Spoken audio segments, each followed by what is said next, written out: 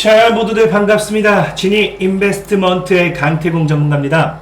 자, 금일은 이 여성가족부 폐지, 이제 우리 이게 윤석열의 공약 중 하나였죠. 그래서 여성가족부 폐지가 정말로 어느 정도 임박했다라고 좀 말씀을 드리고 싶고, 그래서 여기에 따라서 지금 머스크도 투자를 강요하고 있고, 머스크도 여기에 대한 투자를 해야 된다라고 강요를 하고 있는데, 과연 어디에 투자를 강요하고 있는지, 자, 여기서 과연 대박주가 터진다라고 하는데 어디서 대박주가 터지는지, 자, 저평가되어 있는 대장주를 지금부터 여러분들에게 공개를 해보도록 할 테니까, 방송을 시작하기에 앞서서 늘 말씀드리는 여러분들의 좋아요와 구독하기 한 번씩 부탁을 드린다라고 말씀을 드리면서 방송을 좀 시작하도록 하겠습니다.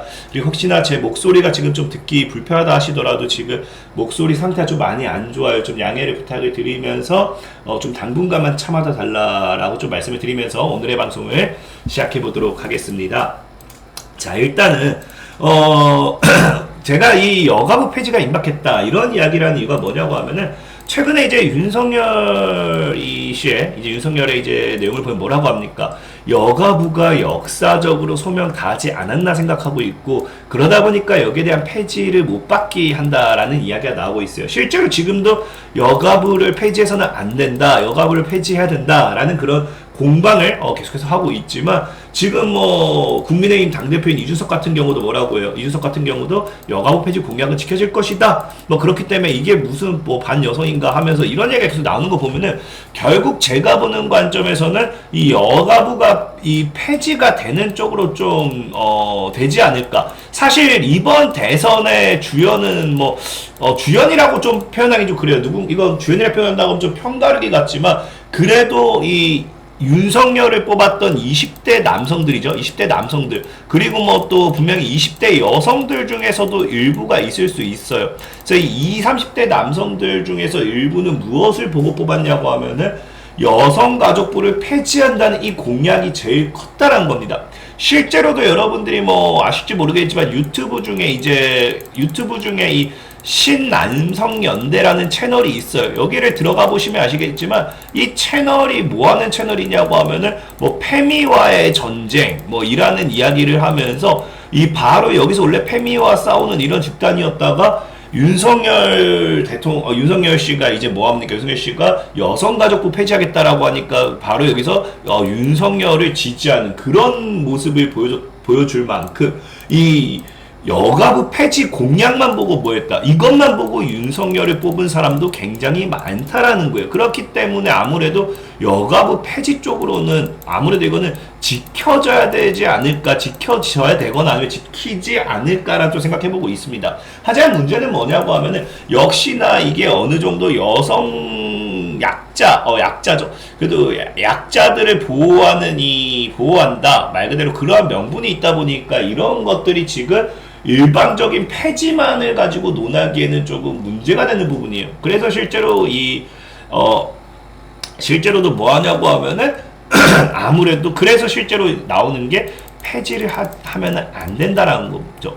근데 중요한 거는, 이게 여성가족부를 폐지를 한다는 게 이제 여자를 우리가 차별하겠다가 아니라, 여러분들이 이제 그 대통령 선거하면서 보면 알겠지만, 이재명 같은 경우는 구조적 성차별 없냐 이런 얘기하는데, 이제 윤석열은 뭐라 합니다? 여성과 남성을 나눠서는 안 된다. 그러니까 지금 이게 여가부가 여성가족부, 그러니까 이 소외된 여자들을, 그 약자인 여성들을 지원하는 게 아니라 뭔가에 편가르기 하는 그러한 집단으로 바뀐 게 아니냐, 이런 얘기가 나오는 거죠.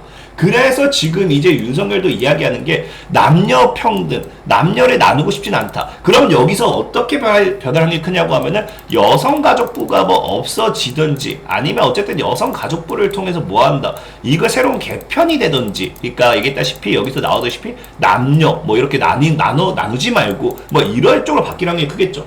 그래서 지금 최근에 안철수 같은 경우의 이야기도 보면은 뭐라고 한다. 안철수 같은 경우도 여가부 폐지 관련 공약은 지금 폐기하는 건 아니다. 그러니까 여러 방향 중에 선택할 것이다. 이런 얘기가 왜 나오고 있어요? 사실상 이게 폐지를 한다는 게 굉장히 어렵다 보니까, 정말 폐지가 되지는 않더라도 못해도 뭐 한다. 못해도 어쨌든 공약을 폐기하는 게 아니라 여러 방향 중, 그러니까 어떻게든 바뀌는 쪽으로 갈 것이다라는 거겠죠. 그 바뀌는 쪽으로 간다라고 하면 우리가 지금 봐야 될 거는 여가부 폐지를 봤을 때는 뭐다? 남녀가 함께 묶이는, 그러니까 이런 쪽으로 봐야 된다라는 거예요. 이런 쪽으로. 그래서 뉴스를 더 찾아봤더니, 자, 지금 입장이 어쨌든 여성가족부 폐지라는 게 굉장히 논쟁이 되고 있어요. 논쟁이 되고 있고, 그러다 보니까 이거를 지금 더 찾아봤더니 이게 굉장히 좀 민감한 부분이거든요. 그래서 윤석열도 이야기하는 게 뭐라고 얘기하느냐? 지금 이제 이거죠. 양성평등 가족부 신설이라는 이야기를 해요. 근데 이거는 과거에 했던 얘기예요. 과거. 그러니까 지금 여가부가 폐지가 될지 안 될지는 모르겠지만 폐지가 안 되더라도 못해도 뭐 한다. 그러니까 바뀐다라는 거예요. 바뀐다. 뭐로? 양성평등으로. 양성평등. 그럼 우리는 여기서 수혜받을 만한 종목을 찾아보자는 거죠. 왜냐고 하면 여러분들 원전도 그렇고 이 진짜 여가부 폐지 또 윤석열이 강력하게 밀어붙였던 정책인 만큼 이 여가부 폐지 관련되어 있는 이슈가 터진다고 하면 분명히 크게 갈 거거든요. 크게 갈 거거든요. 그래서 지금 이제 양성평등 가족부 신설이라는 이야기를 놓고 여기에 관련된 이슈를 또 찾아봤더니 최근에 윤석열이 했던 얘기 중에 뭐가 있냐고 하면은 이거죠. 뭐라고 합니까? 자, 지금 이제 3월 14일이에요. 그러니까 여가부의 기능은 뭐 한다? 각 부처로 분산하겠다. 그럼 이거는 사실상의 폐지거든요. 사실상의 폐지인데 이거는 될지 안 될지 모르겠어요. 근데 어쨌든 이거를 폐지하면서 동시에 신설하게 하는 게 무엇이다? 인구 감소 대응. 그러니까 이거예요. 사실 여성가족부를 폐지하면서 인구 감소 대응을 신설한다는 거는 우리가 흔히 잘 아는 뭡니까? 남녀 관계에 있어서 핵심이 되고 있는 결혼율도 최저치고, 그 다음 여기에 포함되어 있는 또 하나가 뭐예요? 저출산. 저는 이 여가부가 이번에 어쨌든 폐지가 되는 기능에 대한 이 손을 보든 각 부처가 분산되든 아무래도 이번에 이슈가 나와줄 게 저는 인구 감소 대응. 그러니까 이게 어찌 보면 남녀 평등이겠죠. 서로 남녀 간의 이 불화가 생기니까 서로 뭐 하려고요? 결혼을 안 하려고 하는 겁니다.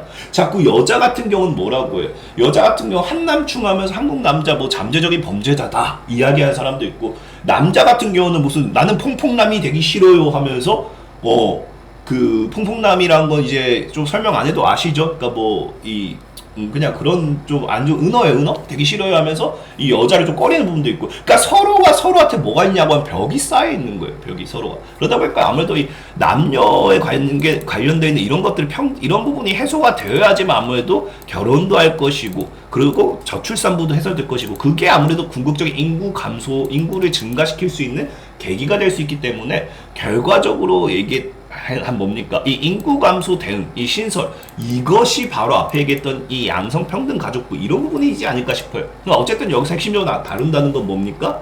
인구 감소 문제 같은 건 새로 전담부처를 만들고, 그럼 결국 이거는 저출산이다. 저출산.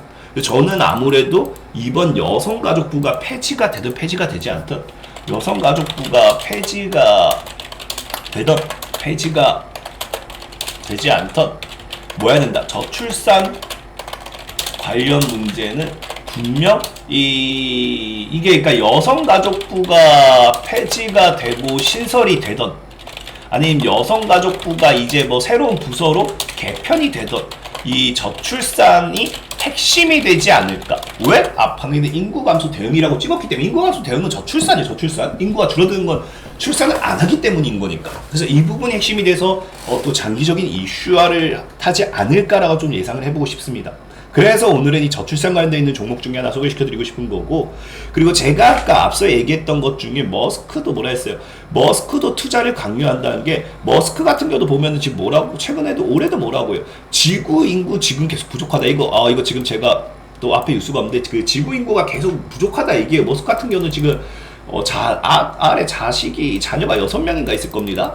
그래서 지구 인구 계속해서 줄어들고 있고, 그럼 화성 식민지 건설, 이게 지금 화성에서 사는 이주 건설 계획도 머스크의 꿈이죠. 이것도 문제가 생긴다라고 하면서 그 머스크 같은 경우는 지속적으로 이 저출산에 대한 투자를 강요하고 있습니다. 이 저출산을 해결해야 된다, 해소해야 된다라는 걸 강요하고 있는 만큼, 그래서 저출산이 뭡니까? 머스크도 투자를 강요한다는 거고, 전 세계적으로 문제가 되고 있는 게 저출산이죠. 어쨌든 어쨌든 그렇기 때문에 저출산 관련된 이슈는 장기적으로 봐도 분명 이슈를 타고 갈 만하다라고 좀 말씀드리고 싶어요. 그래서 오늘은 저출산 관련주를 소개시켜드리고 싶은데, 사실 저출산 관련주를 하면은 뭐 제로투세븐이라든지 아가방 컴퍼니라든지 뭐 지금 여러분 뭐 캐리소프트라든지 뭐 등등등등 뭐 보령메디앙스 등등등등 굉장히 많죠.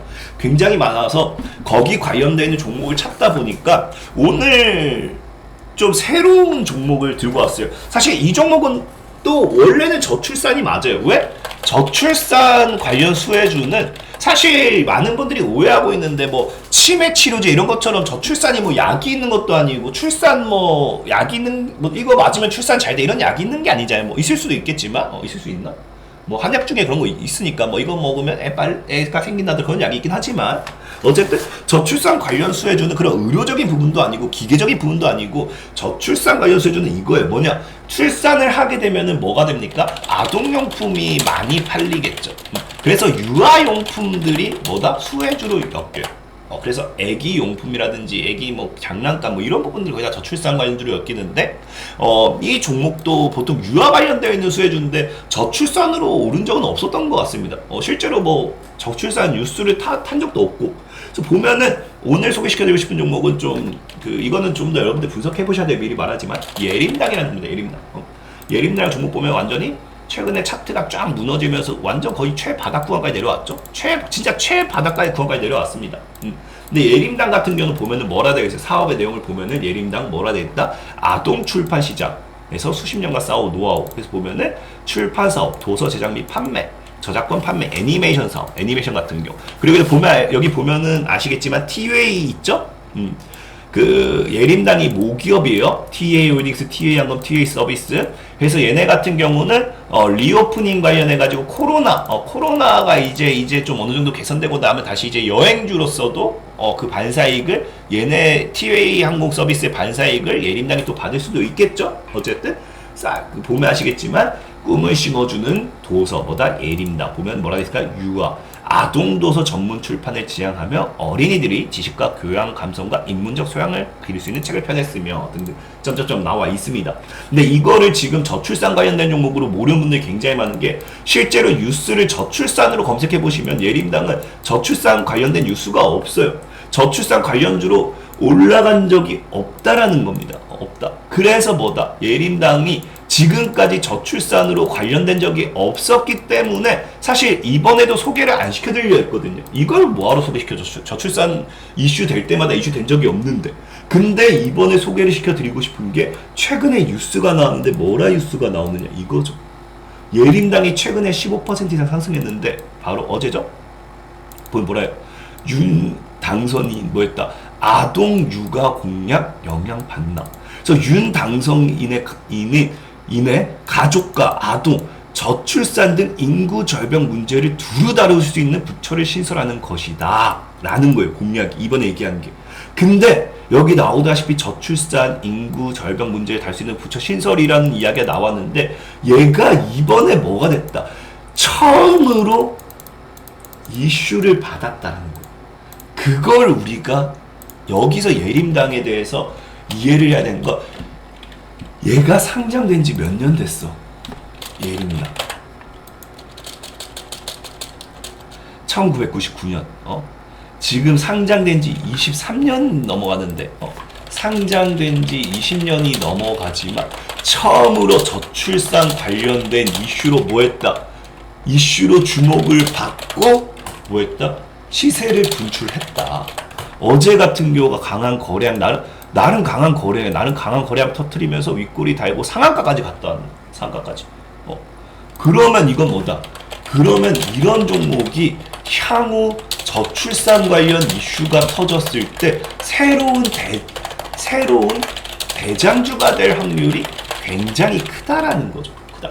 그래서 사실 저출산 관련된 종목들이 굉장히 많아요. 여러분들이 아는 아까 얘기했던 뭐 대표적인 것만 해도 뭐 제로투세븐, 캐리소프트, 아마코페, 뭐 보령맨 이런 것 관련해갖고 그런 애들 여러분들이 매매를 해보셔도 좋아요. 근데 예림당도 한번 눈여겨보라는 거죠. 왜?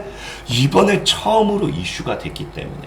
다만 문제는 뭐냐고 하면 얘가 최근에 급락이 나왔죠. 근데 급락이 나왔는데 급락의 이유는 이거예요. 종목 지정 우려로 급락했습니다. 근데 많은 분들이 오해하는 게 관리 종목이 되고 나서도 날아가는 종목도 있고 관리 종목이 된다고 해서 상장 폐지되는 것도 아니에요. 언제 상장 폐지가 되느냐?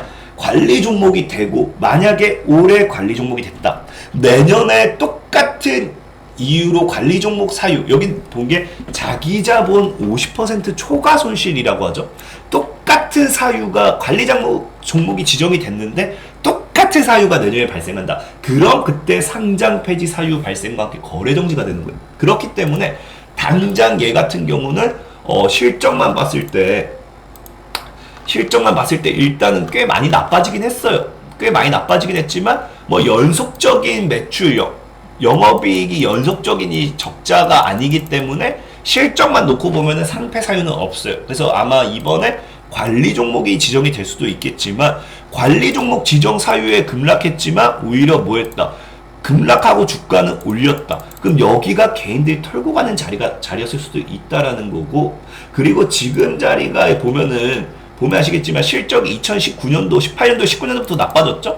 그래서 19년도부터 실적이 나빠진 게 18년도 주가, 19년도부터 실적 나빠진 게 다 때려 먹었어요. 이미 실적으로는. 그래서 실적으로는 더 빠질 자리가 없다 생각을 하는데 관리 종목이 만약에 지정된다고 하면 그때 또 추가적인 하방은 나올 수 있겠죠. 그렇다고 하면은 방법은 두 가지. 감사 보고서가 나오고 나서 관리 종목 되는 걸 보고 접근을 하던가, 아니면 지금부터 관리 종목이 되었을 때 하방까지 열어놓고 분할 매수를 하던가. 근데 아무래도 관리 종목 지정 우려로 급락이 나왔던 자리가 1,600원 되기 때문에 제가 봤을 땐 관리 종목이 지정이 된다 하더라도 1,600원 전후로는 최대도 한 1,500원까지는 뭐 더 밀리지는 않을 거라고 생각을 해요. 그렇기 때문에 그런 부분까지 좀 생각을 해보시고 대응을 하면 되겠고, 그래서 예림당 같은 경우 제가 봤을 때 진짜 뭐 하방으로 시세 준다고 하면 지금 자리에서 모아가도 괜찮겠지만 하방으로 1,500원까지 크게 열어놓고 평단가를 한 1,800원 전후로 맞추면 지금 자리에서부터 저출산 관련 모멘텀과 함께 큰 시세를 노려볼 수 있지 않을까 좀 생각을 해보면서 오늘 예림당이라는 종목을 좀 소개시켜드렸어요. 하지만 얘기했다시피 이게 실적이라든지 관리 종목 지정이라든지 이런 게 불안하실 수도 있습니다. 그런 분들은 뭘 보시라. 지금 보는 제 관점은 여가부 폐지가 되든 안 되든 이게 어쨌든 둘 중 하나의 방향성이에요. 1. 여가부가 여가부가 폐지가 된다. 이 여성가족부가 개편이 된다. 그럼 여기서 문제는 뭐다? 어찌됐든 윤석열이 이야기하는 거는 남녀 평등을 이야기하기 때문에 아무래도 이게 뭐다? 이 가족부, 그러니까 남녀 동시에 어우르는 이 가족부가 남녀를 둘 다 수용하는 가족부가 된다고 하면 결과적으로 저출산, 아까 앞에 나와있다시피 뭡니까? 인구 감소에 대한 이 정책이 아무래도 우선시가 되는 이 부서가 될 확률이 높다. 그래서 저출산 관련돼 있는 모멘텀의 이슈가 크게 작용할 수도 있다. 이 부분만 좀 기억하시면 돼요. 그래서 저출산 관련주를 좀 눈여겨보시고, 저는 오늘은 좀 바닥에 있는 종목을 찾아주다 보니까 예림당을 좀 과거에도 얘도 저출산으로 엮일 수 있는 애인데 더럽게 안 엮이는 종목에서 그냥 안 보고 있던 애였는데 최근에 급등한 이유가 딱 저출산 관련돼 있는 모멘텀이에요. 그래서 이런 애들은 조만간 저출산 이슈가 나왔을 때 이것도 엮어서 크게 날릴 수도 있다라고 좀 말씀을 드리고 싶다라는 점, 이 부분을 좀 눈여겨봤으면 좋겠습니다. 자, 지금까지 진입 인베스트먼트의 강태웅 전문가였고요. 여러분들의 좋아요와 구독하기와 댓글까지는 많은 힘이 된다라고 말씀을 드리면서 오늘의 방송을 마무리하도록 할게요. 자, 모두들 안녕.